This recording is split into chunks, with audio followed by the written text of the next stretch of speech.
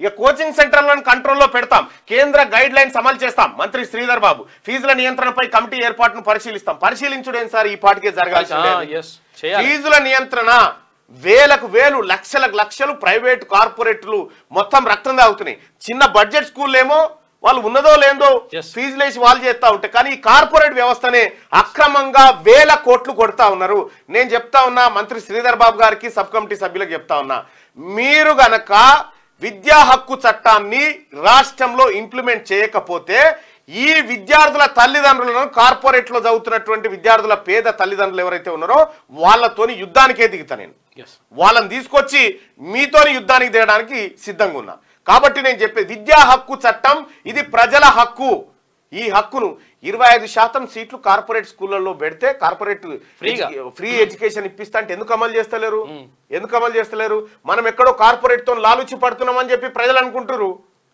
కాబట్టి నేను చెప్పేది ఒకటే, ఈ విద్యా వ్యవస్థ ప్రక్షాళన కావాలంటే కార్పొరేట్ వ్యవస్థల్లో ఈ ఫీజుల నియంత్రణ పైన 1000% ఉండాలి. ఫీజుల నియంత్రణ కమిటీ ఏర్పాటును పరిశీలిస్తాం. ఈ కమిటీ ఇందులో నన్ను కమిటీ మెంబర్ చేయండి. నేను ఇంకేది అడగలేదు. ఇందులో ఫీజుల నియంత్రణలో కమిటీ మెంబర్ ఎట్లా కంట్రోల్ చేయాలో నేను చేపిస్తా. ఫీజుల నియంత్రణ జరగాలి. కార్పొరేట్ వ్యవస్థలో విద్యా హక్కు చట్టాన్ని అమలు చేసి 25% సీట్లను పేద పిల్లలకు ఉచితంగా ఇయ్యాలి. ఇది హక్కు ప్రజలారా, మన హక్కు. చట్టం చేసి మన హక్కు. మీకు కావాలంటే అది పంపిస్తా చూడు. Right to education act, right to education act లో క్లియర్ గా ఉంది, 9 లో ఉంది క్లియర్ గా.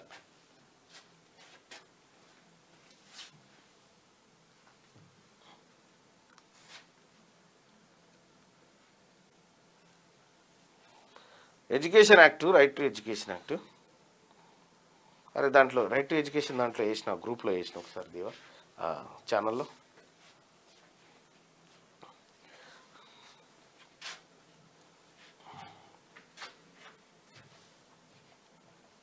ఇగో ఓపెన్ చేయ ఉంది చూడన్న, పంపించిన చూడు.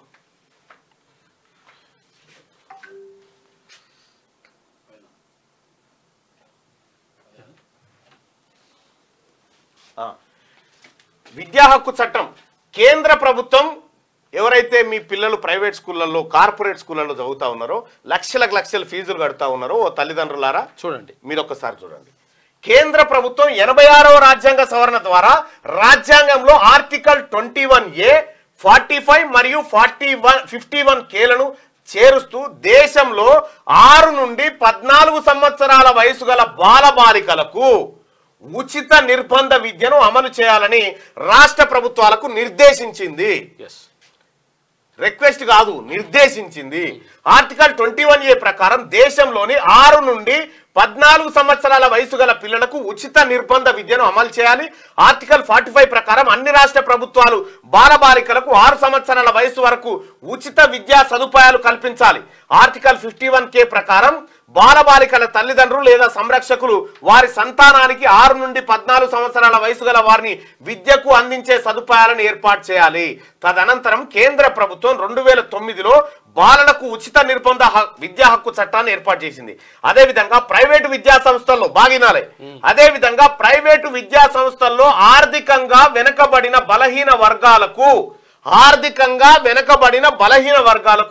25% రిజర్వేషన్లు కల్పించాలని నిర్దేశించింది. ప్రైవేటు స్కూళ్లలో కూడా 25% ఫ్రీగా ఇవ్వాలి సీట్లు. చట్టం చెప్పింది, ఇది భారత ప్రభుత్వ చట్టం. Society for unaided private school Rajasthan versus union of India వాళ్ళు ఏం చేసిరంటే ప్రైవేట్ స్కూల్లో కేసు వేసిరేడా సుప్రీంకోర్టులో. ఏమని ఈ తీర్పులో ఏం చెప్పింది కోర్టు అంటే, ఏమనేసిరంటే మేము ప్రైవేట్ స్కూళ్ళల్లో 25% ఇస్తే మేము నష్టపోతాము అని వాళ్ళు కేసు వేసారు. ఇక్కడ కోర్టు ఏం చెప్పిందంటే, తీర్పులో సుప్రీంకోర్టు ధర్మాసనం బాలబాలికల ఉచిత నిర్బంధ విద్యా హక్కు చట్టాన్ని ఆమోదించింది. విద్యా హక్కు చట్టాన్ని ఆమోదించింది, వీళ్ళని కాదు. ఆర్థికంగా వెనుకబడిన వర్గాల వారికి కల్పించిన 25% రిజర్వేషన్లకు ఆమోదం తెలిపింది. ఇందులో ఆర్టికల్ 31 ప్రకారం ఏర్పడిన మైనారిటీ విద్యా సంస్థలు ఉంటాయి. కొన్ని మైనారిటీ విద్యా సంస్థలకు మినహాయింపు ఇచ్చింది. కొన్ని మైనారిటీ విద్యా సంస్థల్లో 25% ఇయ్యకున్నా ఏం కాదని కొన్ని మినహాయింపు ఇచ్చింది. శ్రీ చైతన్య, నారాయణ, భాష్యము, మన్ను, మశనం అన్నిట్లో ఇవ్వాలి 25% ఫ్రీగా ఇవ్వాలి. అదేవిధంగా 2005లో 93వ రాజ్యాంగ సవరణ ద్వారా ఆర్టికల్ 15(5)ను చేరుస్తూ సామాజికంగా మరియు విద్యాపరంగా వెనుకబడిన తరగతులు అంటే ఓబీసీ వారికి, సామాజికంగా మరియు విద్యాపరంగా వెనుకబడిన తరగతుల వారికి అంటే ప్రభుత్వ ఓబీసీ వాళ్లకు, బీసీ వాళ్లకు ప్రభుత్వ ప్రైవేటు విద్యా సంస్థలలో రిజర్వేషన్ల కల్పనకు కేంద్రం వెసులుబాటు కల్పించింది. దీనిపై సుప్రీంకోర్టు ధర్మాసనం 2008లో Ashok Kumar Thakur versus union of India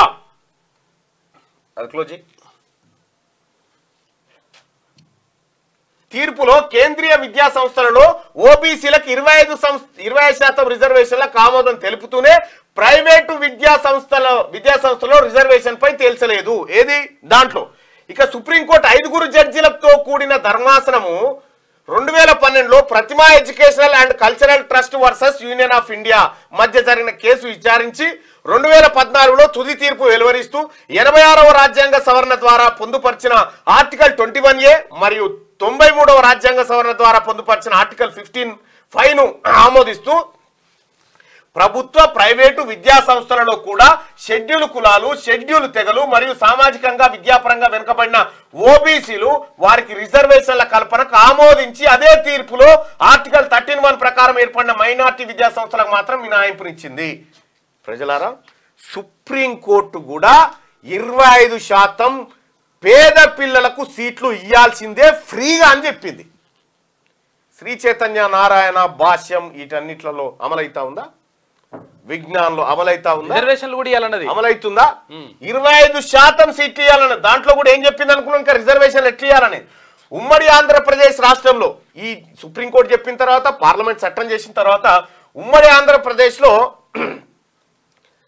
Congress party ప్రభుత్వం ఏం చేసిందంటే జీవో నెంబర్ 14ని తీసుకొచ్చింది. జీవో నెంబర్ 14 తీసుకొచ్చి ఉమ్మడి ఆంధ్రప్రదేశ్ రాష్ట్రంలో 2011లో జీవో 14 జారీ చేస్తూ బాలల ఉచిత నిర్బంధ హక్కు చట్టాన్ని అమలుకి తెస్తూ రాష్ట్రంలోని ప్రభుత్వ విద్యా సంస్థలలో 100% 6 నుండి 14 సంవత్సరాల మధ్య వయసు గల విద్యార్థులకు ఉచిత విద్యను అందిస్తున్నారు. అదేవిధంగా ప్రైవేటు విద్యా సంస్థలలో ప్రాథమిక విద్య నుండి సెకండరీ విద్య వరకు ఆర్థికంగా వెనుకబడిన బలహీన వర్గాల వారి పిల్లలకు ఎక్కడ ప్రైవేటు విద్యా సంస్థలలో ఈ జీవో దొరకలేదు, జీవో దాచిపెట్టిరు. ఈ జీవో దొరకలేదు, ఈ జీవో చూడన్నా ఎవరన్నా 2011లో జీవో 11ను జారీ చేసిరు. ఈ జీవోను కార్పొరేట్ శక్తులు కొంతమందితో కుమ్మక్కై దాచిపెట్టిరు. ఈ జీవో గనక నేను చెప్తా జర విద్యా సంస్థలో 100% ఇది ఇట్లుంటే ప్రైవేట్ విద్యా సంస్థలో ప్రాథమిక విద్య నుండి సెకండరీ విద్య వరకు ఆర్థికంగా వెనుకబడిన బలహీన వర్గాల వారి పిల్లలకు 25% రిజర్వేషన్లు కల్పించారు. 25%. ఇందులో ఒకటేమో అనాథ పిల్లలు మరియు ఎయిడ్స్ బాధితుల పిల్లలకు 1%. ఇక 5% ఏమో షెడ్యూల్ కులాల వారికి, 10% ఏమో షెడ్యూల్ ఇది ఇందులో ఒకటి అనాథ పిల్లలు మరియు ఎయిడ్స్ బాధితుల పిల్లలకు 5% ఇవ్వాలి. అనాథ పిల్లలకు, ఎయిడ్స్ బాధితుల పిల్లలకు 5% ఫ్రీగా ఇవ్వాలి. షెడ్యూల్ కులాల వారికి, ఎస్సీ పిల్లలకు 10% సీట్లు ఇవ్వాలి ప్రైవేట్ కార్పొరేట్ దాంట్లో ఫ్రీగా. షెడ్యూల్ తెగల పిల్లలకు, ఎస్టీల పిల్లలకు 4% ఫ్రీగా ఇవ్వాలి. ఇక సామాజికంగా మరియు విద్యాపరంగా వెనుకబడిన తరగతులు, అగ్రకులాల నిరుపేదలకు, మైనార్టీలకు కలిపి 6% సీట్లు ఫ్రీగా ఇవ్వాలి. ఇస్తున్నారా? మీరు వాడి బొంగనే సార్ కొంచెం వీడికి వస్తారు నా దగ్గరికి చాలా మంది, సార్ గా శ్రీ చైతన్యకి చెప్పు సార్ కొద్దిగా ఫీజు తగ్గిమని, నారాయణకి చెప్తారంటే ఓ నారాయణ ఫ్రీగా వస్తుందిరా సీటు, నువ్వు పోయి అడగక నీకు తెలుస్తలేదంటే వాళ్ళు తీసుకుంటలేరు సార్, కడతలేరు సార్ అంటారు. రా నేను చూపిస్తాను. అందుకే మీకోసమే ఈ వాట్సాప్ ఛానల్ కూడా పెట్టినా సోదరులారా. వాట్సాప్ ఛానల్ పెట్టు. ఈ వాట్సాప్ ఛానల్లో మీ పిల్లలు ఎవరైతే ప్రైవేట్ స్కూళ్ళలో చదువుతా ఉన్నారో, మీ పిల్లలు ఎవరైతే కార్పొరేట్ స్కూళ్ళలో చదువుతా ఉన్నారో వాళ్ళ దాంట్లో ముక్కు పిండి నేను వసూలు చేసిస్తాను మీ పిల్లలకు ఫ్రీ చదువు. ఆ వాట్సాప్ ఛానల్లో చేరు, ఎప్పటికప్పుడు మీకు సమాచారాన్ని అందిస్తూనే ఉంటా. ఇక్కడ తెలంగాణ రాష్ట్రంలో ప్రభుత్వ ప్రైవేట్ పాఠశాలలు ఎన్ని ఉన్నాయి? 41,337 పాఠశాలలు ఉన్నాయి. ఇందులో ప్రభుత్వ పాఠశాలలు 70%, ప్రైవేట్ పాఠశాలలే 35% నడుస్తున్నాయి. వీటిలో విద్యార్థుల అడ్మిషన్లు ప్రభుత్వ పాఠశాలలతో పోలిస్తే ప్రైవేట్ పాఠశాలలో 52% అధికంగా ఉంది. ఆంధ్రప్రదేశ్ రాష్ట్రంలో మొత్తం ప్రభుత్వ ప్రైవేట్ పాఠశాలలు 62,063 నడుస్తున్నాయి. 2 రాష్ట్రాల్లో కూడా ప్రభుత్వ ప్రైవేట్ విద్యా సంస్థల్లో చదువుతున్న విద్యార్థుల సంఖ్య ఇంచుమించు సమానంగా ఉంటుంది. ప్రైవేట్ విద్యా సంస్థల్లో ఆర్థికంగా ప్రభుత్వం ఆర్థికంగా వెనుకబడిన వర్గాలకు ఇగో ప్రైవేటు విద్యా సంస్థల్లో ప్రభుత్వం ఆర్థికంగా వెనుకబడిన వర్గాలకు కల్పిస్తున్న 25% రిజర్వేషన్లు అమలు కావడం లేదని అనేక ఆరోపణలు ఉన్నవి. మీకు అవగాహన ఉంటేనే అమలవు, మీకు అవగాహన లేదు. రిజర్వేషన్ల అమలు పర్యవేక్షణ సరైన అధికార యంత్రాంగం లేకపోవడం విచారకరం. నిరుపేద ప్రజలకు కూడా పై రిజర్వేషన్లపై సరైన అవగాహన లేదు. ఒకవైపు దినదినం ప్రభుత్వ పాఠశాల తగ్గుతుంది, ప్రైవేట్ సంఖ్య పెరుగుతుంది. తల్లిదండ్రులారా, విద్యా హక్కు చట్టం ప్రకారం మీకు మీ పిల్లలకు 25% సీట్లు ఫ్రీ వస్తాయి. రారి నేను ఇప్పిస్తా రండి. ప్రభుత్వానికి కూడా చెప్తా ఉన్నా, మీరు క్యాబినెట్ సబ్ కమిటీ లేచి ఈ అంశం తేలకుండా ఈ విద్యా హక్కు చట్టాన్ని అమలు చేయమని చెప్తా ఉన్నాం కదా. పేద పిల్లలకే కదా ఉన్న చట్టాన్ని అమలు చేయమంటున్నాం. నేను చెప్తా ఉన్నా సోదరులారా, ఎవరైతే మార్నింగ్ న్యూస్ చూస్తా ఉన్నారో, సీతక్క పుట్టినరోజు అని ఎవరో చెప్తాను, ఈ రోజు కాదులే కానీ ఇక విద్యా హక్కు చట్టం గురించి రైట్ టు ఎడ్యుకేషన్, ఇది వాట్సాప్. ఈ వాట్సాప్ గ్రూప్ లో చేరండి మిత్రులారా.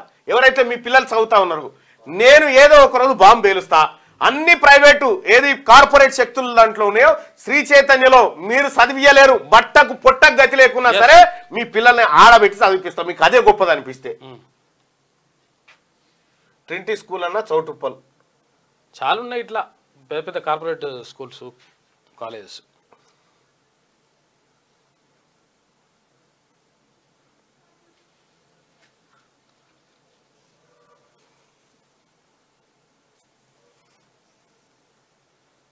కాలేజీలు కాదు, నేను చెప్తుంది స్కూల్స్ చెప్తా ఉన్నా. స్కూల్స్ 14 సంవత్సరాల లోపు ఉన్నటువంటి పిల్లలకు సంబంధించి 6 నుంచి 14 సంవత్సరాల పిల్లలకి.